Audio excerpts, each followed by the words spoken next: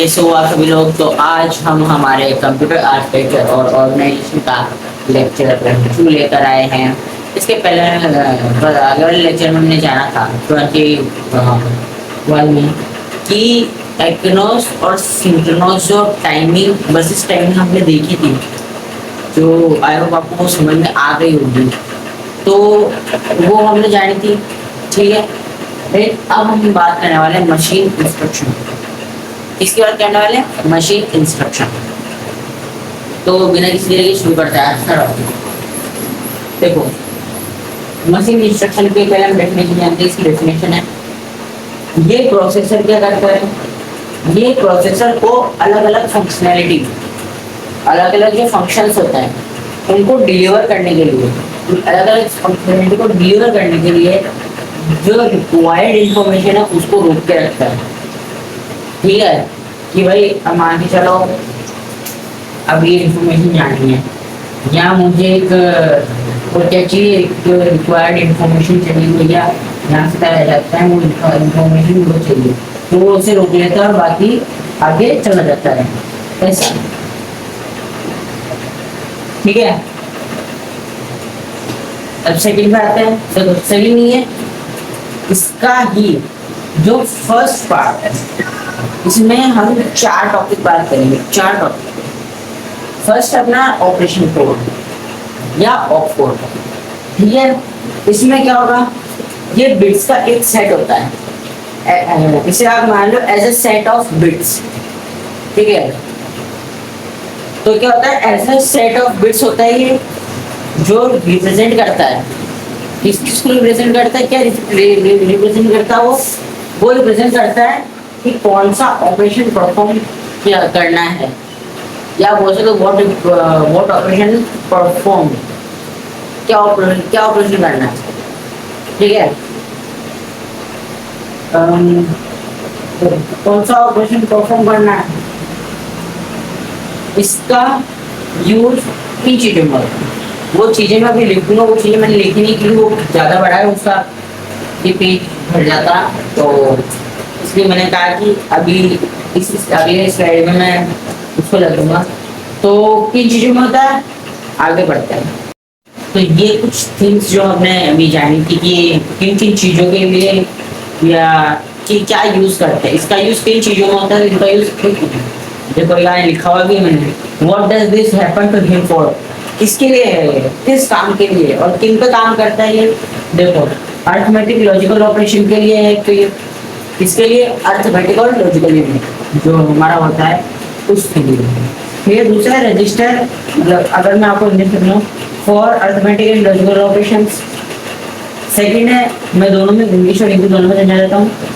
Register के बीच data move करने के लिए, to move data between register, ठीक है, रजिस्टर लोकेशन, ओके।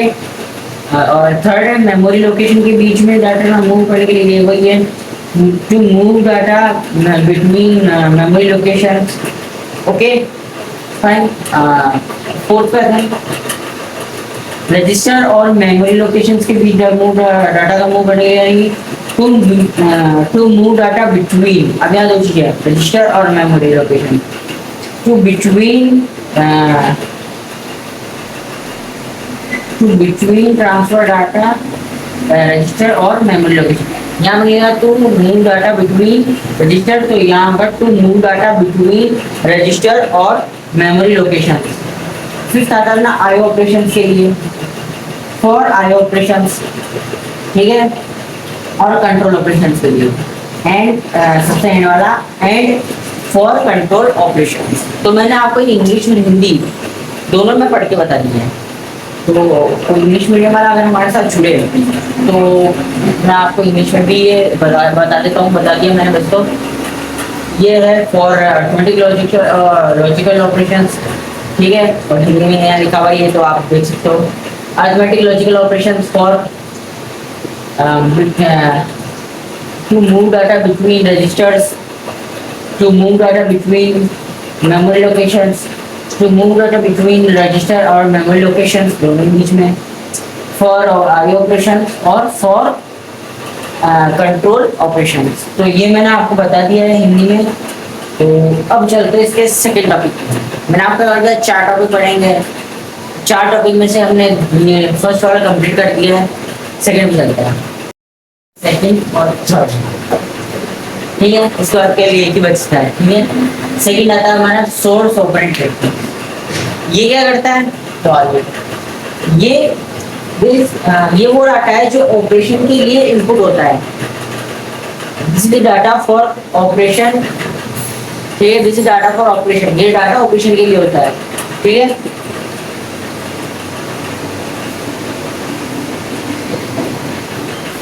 और सेकंड है, या इसको अगर मैं थोड़ा डिटेल में ना, this data is input for operation. ठीक है, second result operand reference. Result store करने के लिए 4 तरीके होते हैं। 4 वेज फॉर स्टोर डाटा या रिजल्ट। ठीक है, 4 वेज होती है। क्या 4 वेज होती है, क्या तरीके होते हैं 4? आइए एक एक करके समझते हैं। Memory location, first is memory location. इसमें मेमोरी लोकेशन का एड्रेस स्पेसिफाई करना पड़ता है। देखो, इन दिस टॉपिक जो है उसमें एड्रेस स्पेसिफाई करना पड़ता है। इसका मेमोरी लोकेशन का एड्रेस स्पेसिफाई करना पड़ता है। ठीक है, सेकेंड है प्रोसेसर रजिस्टर। इसमें रजिस्टर का यूनिक आईडी इंस्ट्रक्शन में स्पेसिफाई होता है। ठीक है, इन दिस टॉपिक ऑलरेडी जो है, मतलब जो इसकी रजिस्टर्स यूआईडी ऑलरेडी इनपुट या स्पेसिफाई इन द इंस्ट्रक्शन। ठीक है, देखो इमीडिएट ऑपरेंड, इसमें क्या है, इसमें ऑपरेंड की वैल्यू डायरेक्ट इंस्ट्रक्शन में इंस्ट्रक्शन के अंदर होती है। ठीक है, देखो in this topic operands value directly store या क्या बोल सकते हैं आप, right return in direct instruction. Directly होती है, इसमें कोई स्पेसिफाई नहीं करना पड़ता, डायरेक्टली इंस्ट्रक्शन में अंदर जो होती है वो सेव हो जाती है, मतलब अंदर होती है सेव। अब देखो IO डिवाइसेस, इसके लिए इंस्ट्रक्शन को IO डिवाइस स्पेसिफाई करना पड़ता है। In this topic instructions specify IO devices for the, इसके लिए for the store data, store data को स्टोर करने के लिए उसे IO डिवाइस स्पेसिफाई करना पड़ेगा। ठीक है, तो ये था सेकंड और थर्ड हमारा। अब चलते हैं फोर्थ की तरफ। फोर्थ में चलते हैं, चलिए आ चुके हैं हम हमारे सबसे लास्ट और फोर्थ टॉपिक पे। तो ये टॉपिक है हमारा नेक्स्ट इंस्ट्रक्शन रेफरेंस। तो चल रहे हैं, इसको समझते हैं।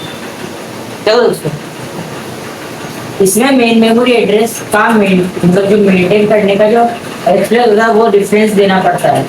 मतलब कि जो मेन मेमोरी एड्रेस है, जो मेन मेमोरी का एड्रेस है उसको मेंशन करके और उसका जो एक्सप्लिसिट जो रेफरेंस है वो हमें वापस देना पड़ता है। ठीक है, अब इसमें मैंने एक डायग्राम लाया हूँ, ये डायग्राम। और हाँ, एक बार सुनो, मेन मेमोरी मैंने आपको बताया था, मेमोरी 2 प्रकार की होती है, प्राइमरी और सेकेंडरी। ठीक है, प्राइमरी मेमोरी को मेन मेमोरी कहते हैं। ठीक है, ये मैंने आपको वैसे बताने के लिए लिख दिया था। तो ठीक है, प्राइमरी मेमोरी को मेन मेमोरी कहते थे, या मेन मेमोरी की बात करें प्राइमरी। और इसमें आता है रैम और रोम। क्या था इसमें, रैम और रोम। ठीक है, ये दो चीजें इसमें आती है।